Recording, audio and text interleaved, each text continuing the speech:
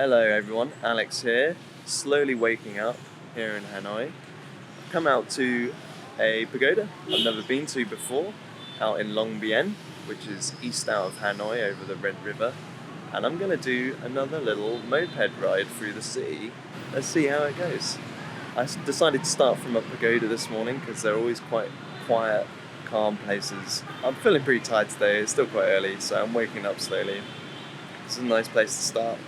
Let's go on the scooter and go head into Hanoi. The old lady sweeping the temple here insisted that I come into the back, and it's beautiful back here. Come on, ba. Vâng, chào chị nha.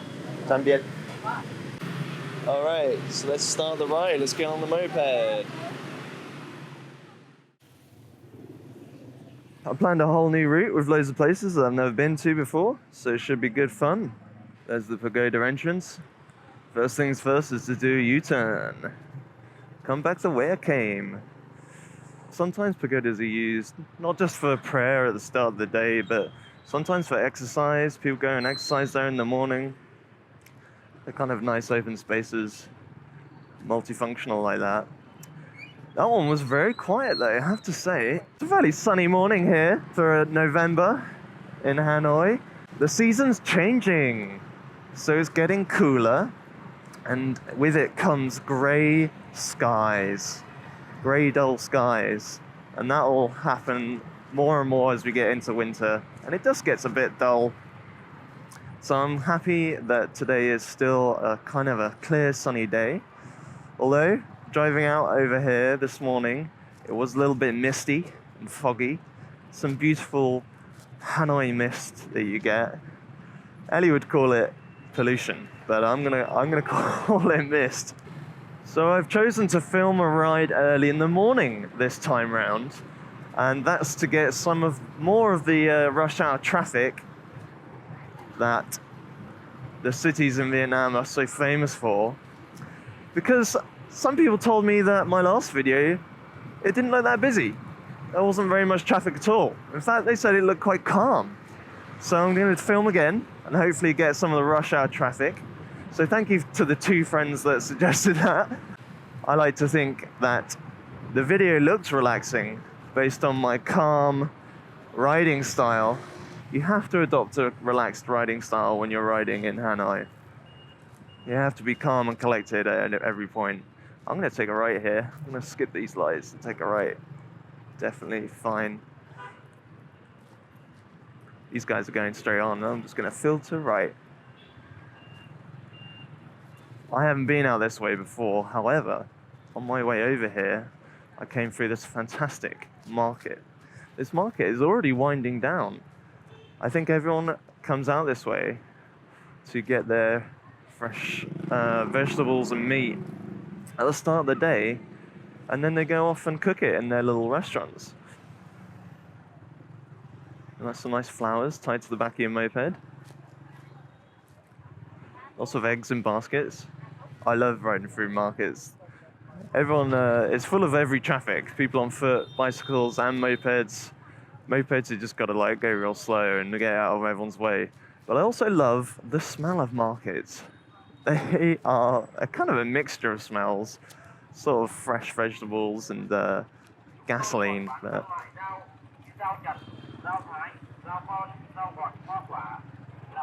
I'm just going to stop and let this guy pass me because it's quite interesting. The guy with the megaphone, he's got a moped and he's selling stuff off his moped. And guys like that, they'll have a megaphone on their bike that just shouts out what they're selling. And they're like the old kind of like touring market sellers. They'll go into like different neighborhoods and they'll just walk slowly through hoping to make a sale. This is the quintessential classic door-to-door salesman, except now they use a megaphone to shout out what they're selling all the time instead of their voice. The season is now starting to change. So November hit and it did become cooler quite quickly. What I quite enjoy is that Hanoi it's kind of got two seasons, one hot season and one cool season. Better than the south. Saigon, people say, just has one season all year round. It never gets cool. So kind of nice to have the change. Even so, I mean, it's still fairly warm today. What I enjoy is that it got to November, and then lots of Vietnamese people immediately start just wearing their winter gear. Like the puffer jackets come out. That's it. They need one chilly day, and then everyone's wearing their winter clothes. That's what you gotta watch out for, people coming across your road and turning off immediately right. That's my biggest worry, is that people, when they just want to cut across you, they'll just bump into you like that. Right, now let's see if I can remember where I want to go. That's the shopping centre in Long Bien, but it's great because it tells you where you are, because there's a massive sign. Oh yeah, it's going up this way. Oh man, there was way more traffic. Fantastic that I'm behind this guy just holding a scaffolding. So this is Long Bien Bridge, one of the oldest bridges crossing the Red River out of Hanoi. And it shows. It was built at the start of the 20th century, finished about 1903. French design and architects.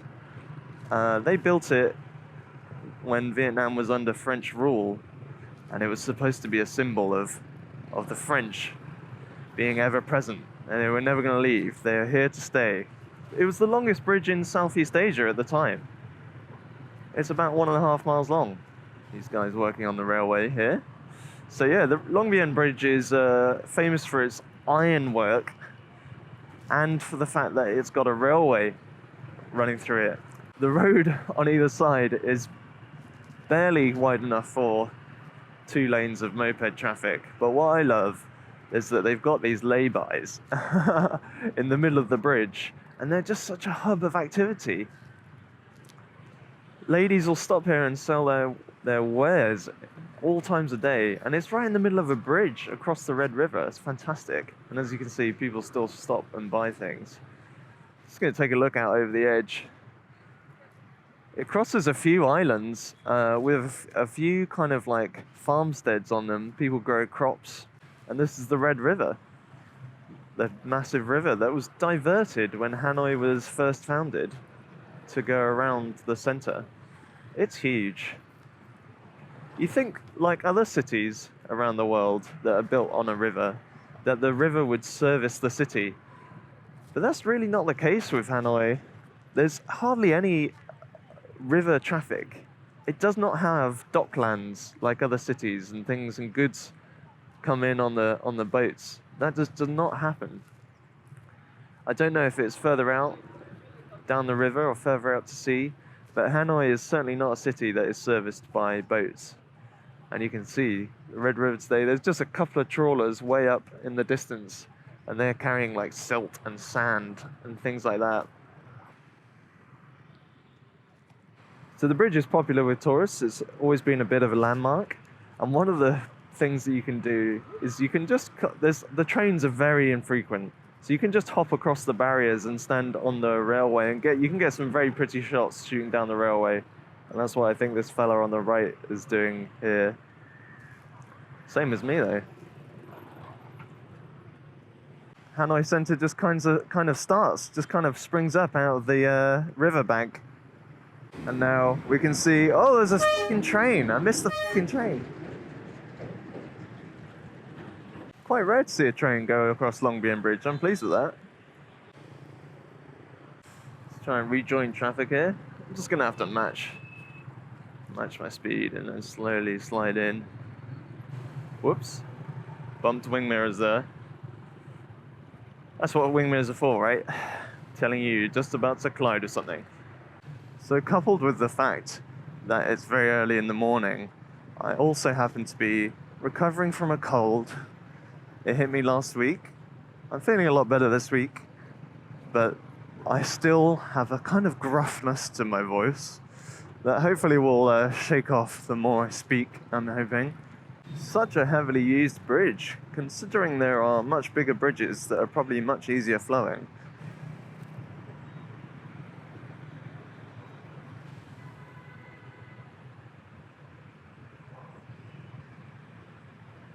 Still a little bit hazy this morning, and I'm sure I'm sure the smog pollution will hang around for a lot longer.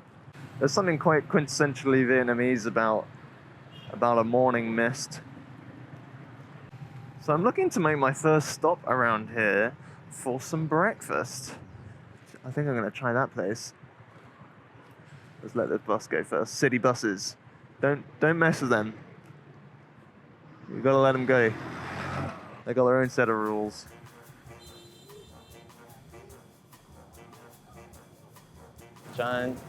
Cho em mộng phở bơ. Đây một bát đi.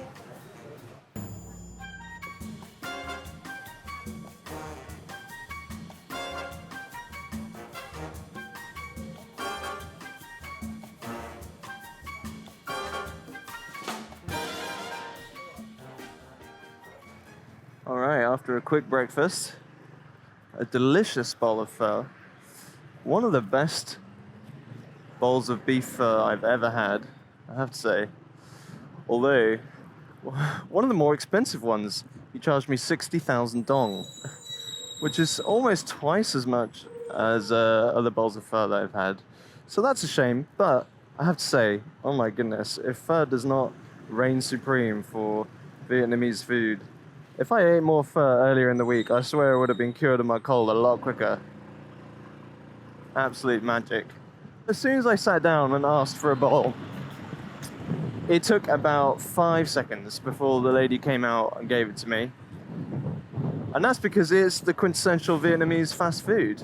It's really simple. All it is noodles, some coriander, spring onions, and beef. But the main thing to get right is the broth. And that broth was amazing. It's like the perfect combination of slow and fast food. The broth takes hours and hours and hours to make, boiling away beef bones and putting in loads of spices and unami, the secret ingredient. And then the rest of the ingredients are thrown in on the spot, and it's just so quick. I'm gonna try and get ahead of this traffic here. Bit of a busy intersection. What's next on the agenda? That was a bowl of pho. That was a full beef pho. I have to say, I've been eating more and more vegetarian recently, but something you can't really do is you can't get much street food vegetarian.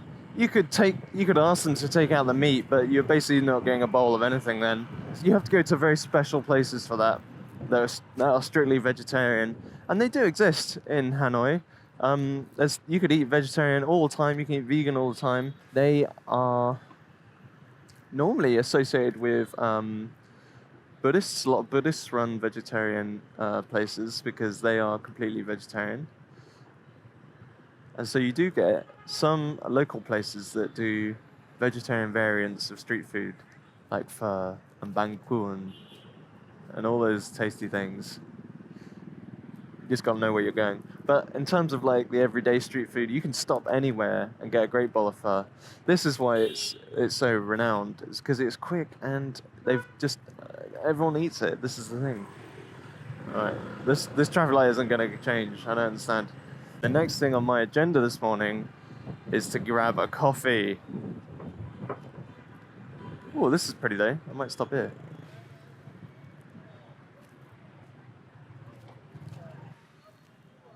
Hello. Security guard speaking English. I wondered if he was gonna charge me for parking my bike next to the lake. Whoop. Look at this hive of activity. Never been to this lake before. There are a few lakes in Hanoi, and they are amazing communal spaces. That's why I fancied stopping here when it caught my eye, because it's such a hive of activity this time in the morning. Just some men standing around having a chat before they start the day. It is turning into a beautifully sunny day.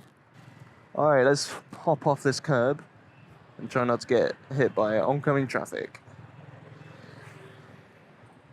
Oh.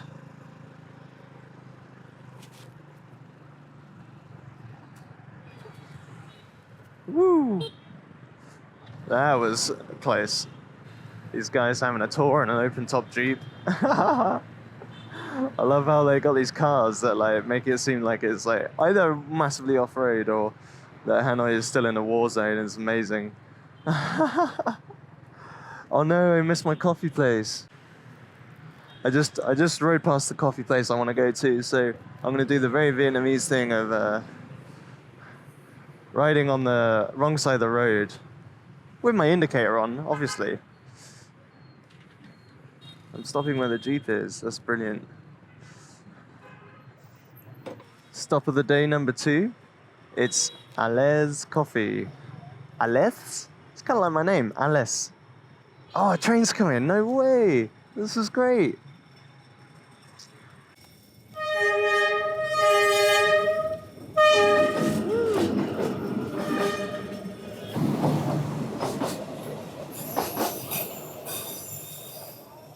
That was great. I wasn't expecting to see a train. They're not too frequent, so I've been quite lucky so far today, seeing 2 trains. This is Alès Coffee. I've chosen it because it was near the train track. I've never been here before, but let's give it a go.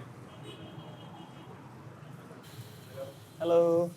Cho em café den đã. Okay, gonna have my coffee outside today because it is turning into a beautifully sunny day. Bloody hell, it is blowing. Come on. This is a very Vietnamese thing. You always get like a complimentary cup of green tea with everything. So I've got some iced green tea with my coffee. Even if you're ordering another drink, you'll still get a glass of green tea. It's amazing. I think I'm gonna have some of that first to refresh myself. Vietnam is kind of renowned for its coffee. And it is true. They do a lot of coffee. They drink a lot of coffee. They love their coffee. And there's lots of different types. They're very unique and specific to Vietnam. Probably some of the most famous coffees include coffee with condensed milk. And that's normally done with a little metal drip filter that goes on top of your cup. And it drips onto a layer of condensed milk. And then you kind of get a spoon and you get to mix it all together. Or you get the egg coffee. Hanoi, famous for inventing egg coffee, is said to have been invented post-war, post-US-Vietnam War, when supplies were quite low. There wasn't very much milk or dairy. And so someone got quite innovative and used egg instead of milk in coffee, and it makes it into a kind of dessert, really. It's very sweet. And here's what I have to say about Vietnamese coffee. I won't say it's bad. But they're going after a certain flavor, and that is strong and bitter. And I think the reason they do that is because they drink them quite short, and then they add lots of sweet things, either like sugar syrup, or condensed milk, or egg, whisked egg. And this makes it into like a really sweet drink. And so they use a very short, strong coffee, which, you know, if you're drinking it straight black like me, is a bit, sometimes can be a bit unpalatable. There we go. Oh yeah, that is strong. So this is right on what some people would call Train Street. It's marked on the map on Google Maps as Train Street, and it's one of the streets that the railroad tracks goes right through the center of residential area. So there's like houses on either side. There are cafes on Train Street. People come and have a drink and a beer, and it's a nice place to take a picture and watch the train trundle right past. Very, very close. Recently though, as of last month, maybe, so we're talking October 2019, I think the government are starting to crack down on the amount of people that go on Train Street. I think it's becoming a bit of a safety risk. Coming a bit busy, and it can be quite dangerous. Like, it is an exposed train track right next to like cafes and places like that. Normally they're moving through very, very slowly, but just this morning that train wasn't moving slow at all. That was going pretty fast. In fact, the woman that was in charge of putting down the level crossing told me to take a step back. I didn't realize I was in the risk zone. Is it a fun thing to see? I'd say so, yeah. It's a bit of a slice of life of Hanoi. You know, it's somewhere you can see people live and work, and it's pretty. It's pretty how the train trundles down the street. It's a very municipal train is very, it's not a pretty steam train or anything like that. You know, people are going to Ninh Binh on that train. But it's fun to see, definitely. Let's get back on the road. I want to go right. I want to get off this main highway and going to make it interesting, do a little bit of the back streets. I think it this way.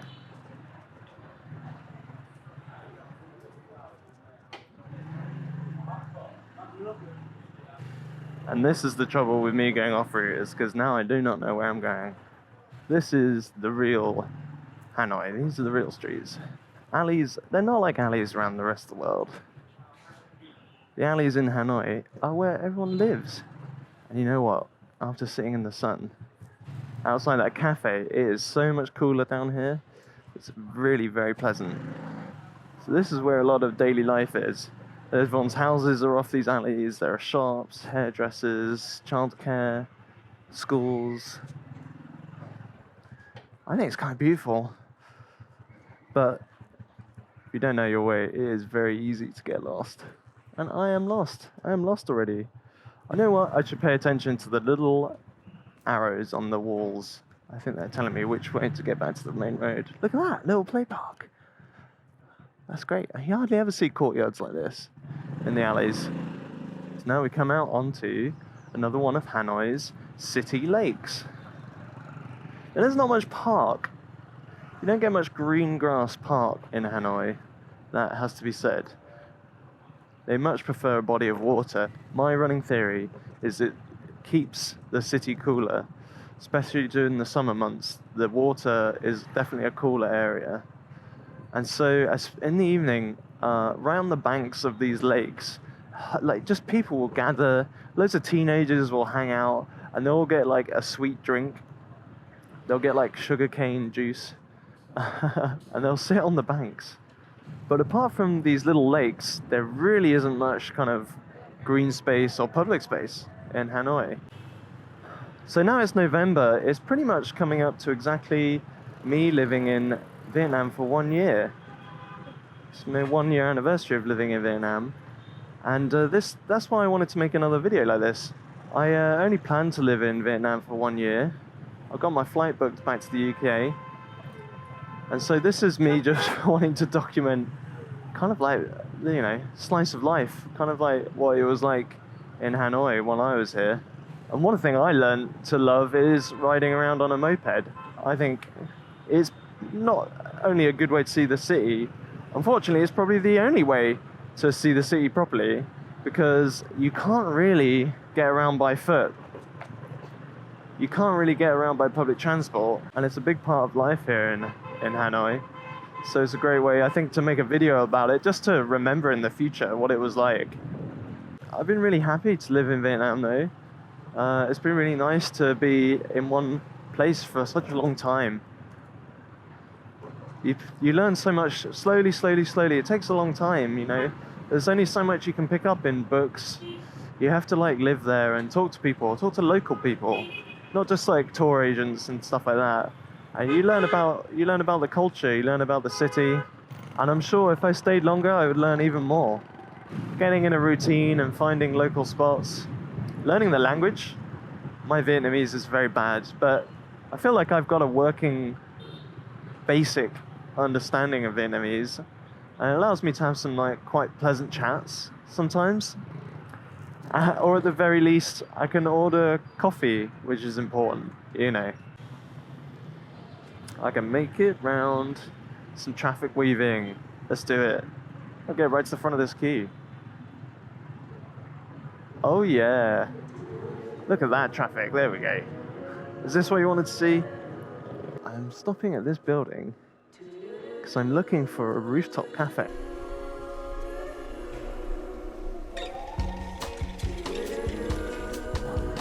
Woo! See the view. Alright, I think I'll finish my video here. I kind of made this video for posterity really, so I can remember in the future what it was like. But if you enjoyed watching it too, then that's a bonus. I'll say bye for now, and see you around.